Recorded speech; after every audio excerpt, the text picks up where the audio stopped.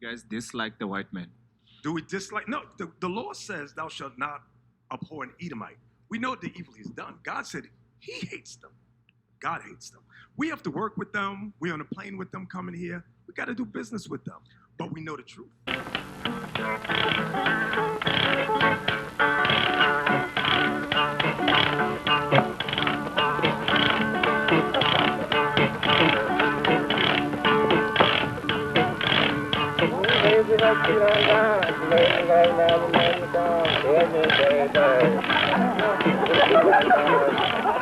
They call it skiffle music.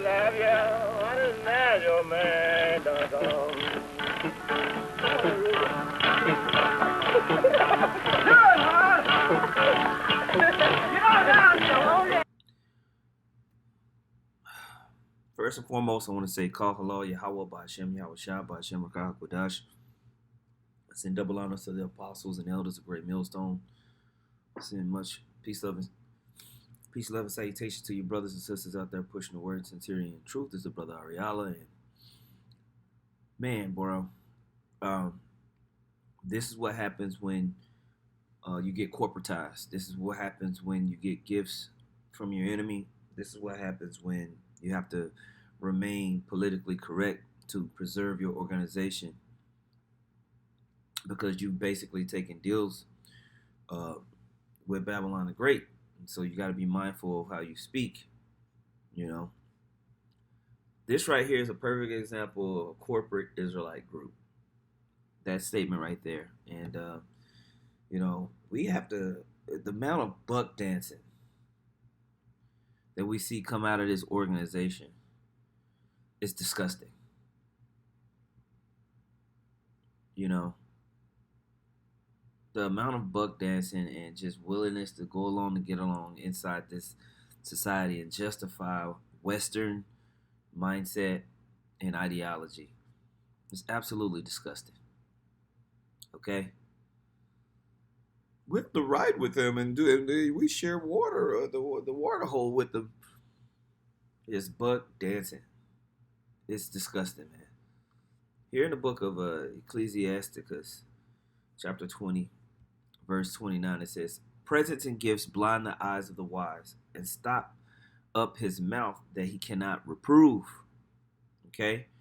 And this is what's happened whenever you've taken a bribe, whenever you've settled to, you know, try to create the kingdom of heaven on earth in Babylon the Great. Instead of wanting to really have this place taken down, we forget the mindset. We forget the attitude of being in a spiritual war and taking on the energy and the mindset of Yahweh Bahashem Yahweh Shah. Because if the Most High hates and the Most High dislikes and the Most High wants to eradicate a group of people, we're supposed to wholeheartedly agree and preach that word and preach that mindset. Okay? Are we waiting for the vengeance of the Lord? Absolutely. But that doesn't take away the actual feeling and the vengeance that's in the heart of Yahweh Bashem Yahweh Shai and his men that's following. Now, Nate mentions a poor Edomite. Now, he's supposed to be so scholarly and smart, but he doesn't know the breakdown of that, you know. Here's a reference point for you, Akim, that you can go to. The Apostle Ramlab has done several videos on Thou Shalt Not Abhor an Edomite, and several brothers. All you got to do is type in GMS, Thou Shalt Not Abhor an Edomite, to get the breakdown. But on GMS Info Doc Channel 12, as you can see the title, response, back to the basics, Thou Shalt Not Abhor Edomite, what does it mean? I'm going to play a small clip, and then I just want to bring out a couple points, you know, not to belabor things, but we're looking at some real buck dancing. I'm going to show you some buck dancing too. Way until the end. Esau being the end of the world, and Jacob being the it that followeth. So there's nowhere in the Bible that it gives these devils any form of mercy.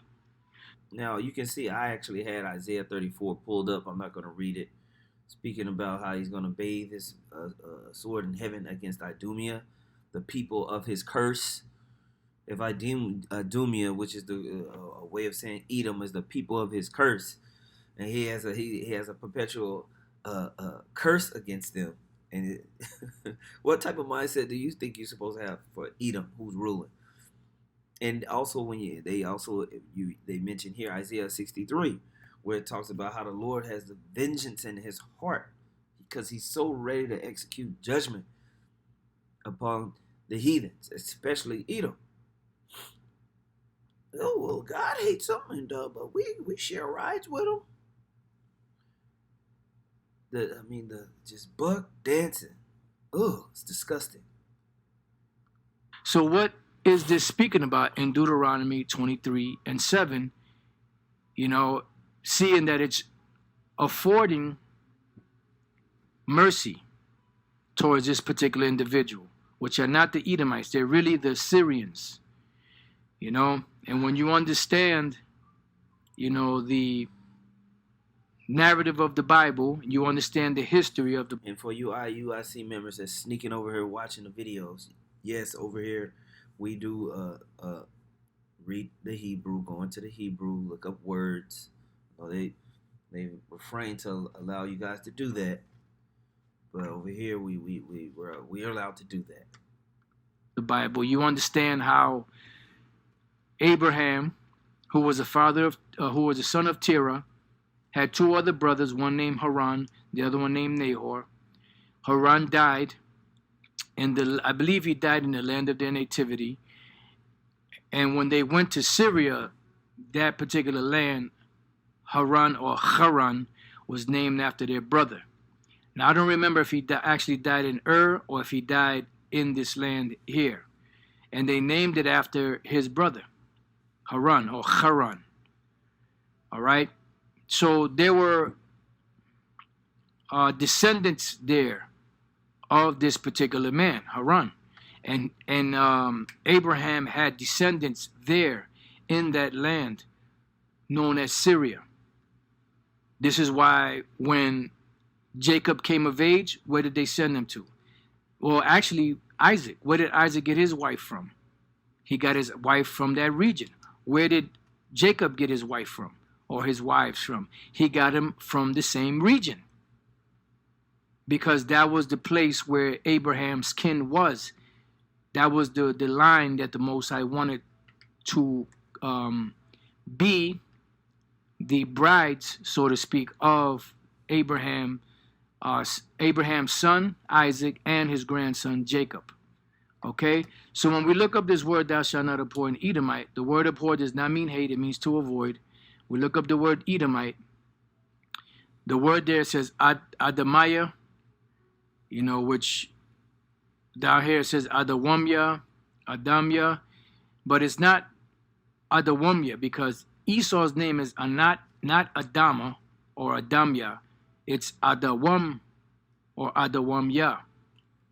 Really Adawam. The name Adam is a totally different word. The word Edom, Adawam, means red. The word Adam, Adama, means ground. So these devils, they like to play, with the numbers game. And that's why I don't really hold too tough to these lettering, Strong's lettering or numbering system. It's just a way to identify what word is what. But then they try to say, well, this word is a root word to this word, and then this word means this. And they always try to tie Adawam or Adawamya with Adam. Two separate words. Adam means ground. Edomite means red. So when you go here under the KJV translation count, it says total 12 times. The KJV translates Strong's H130 in the following manner. Edomite or Edomites, 11 times. Syria, 1 time. You see?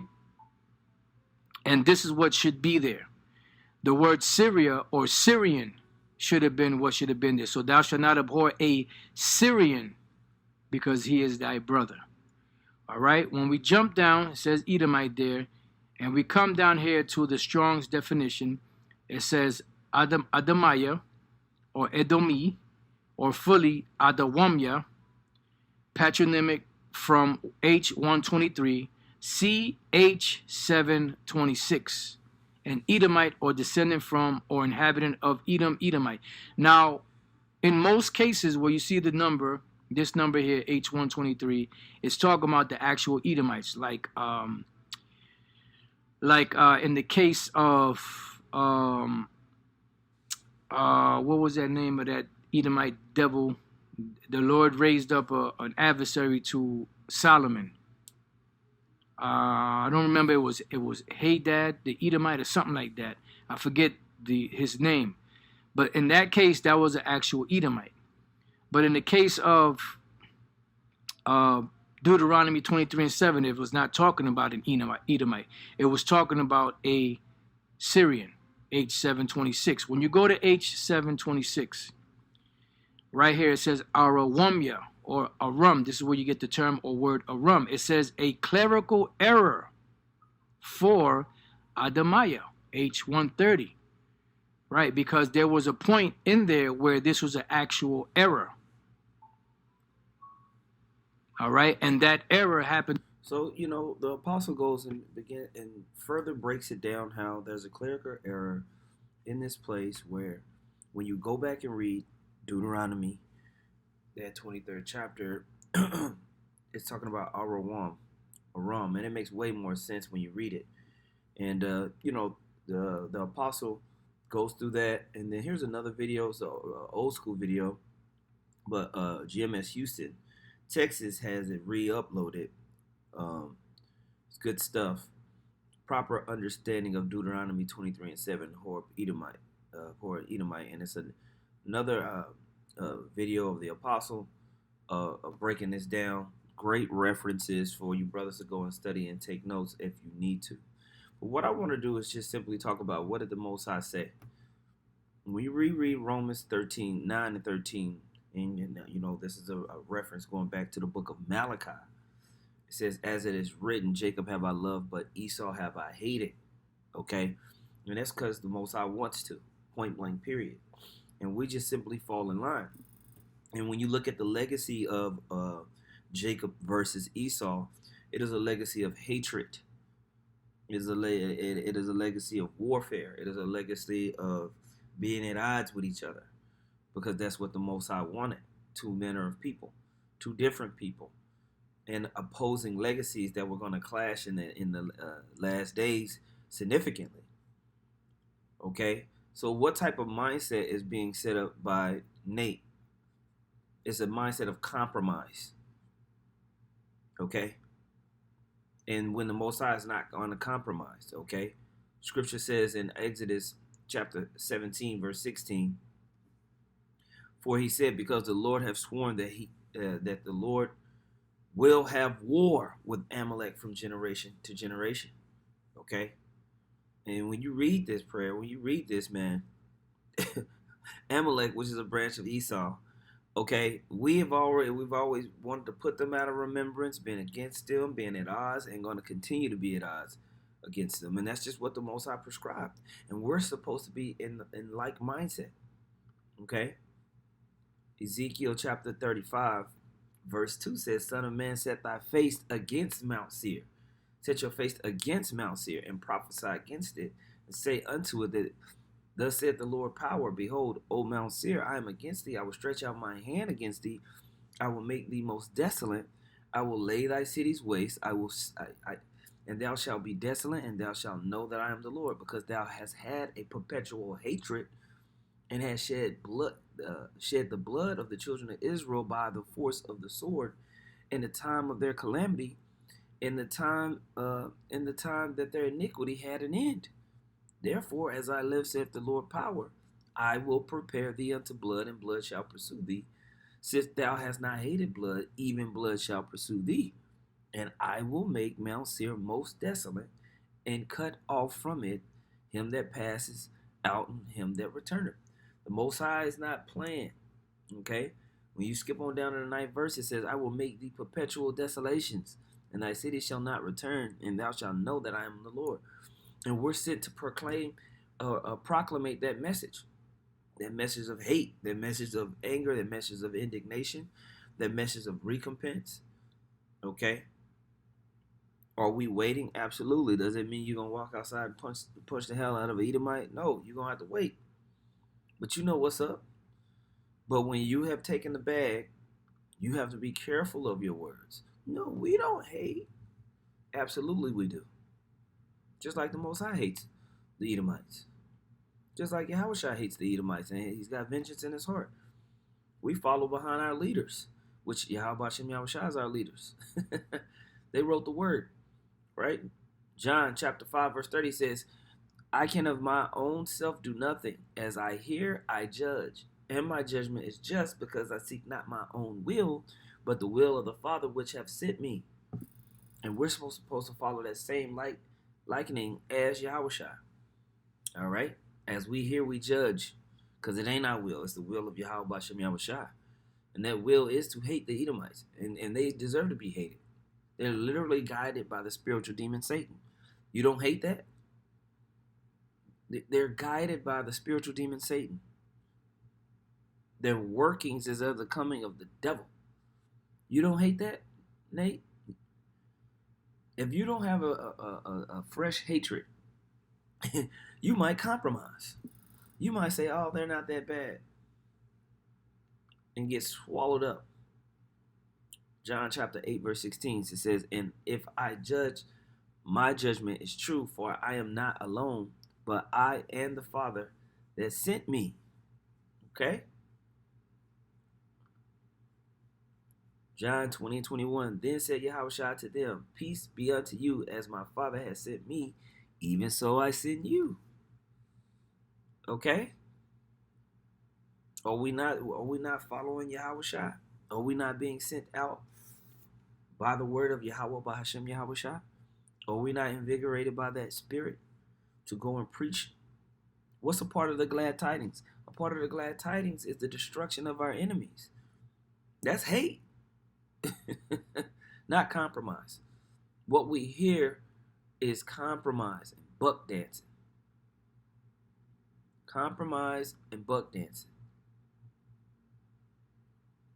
So, hey, when you see these type of things, we're going to see more sellout behavior, more coon behavior come out of these leaders, come out of these so-called leaders, because the time is it's getting ready to clamp down.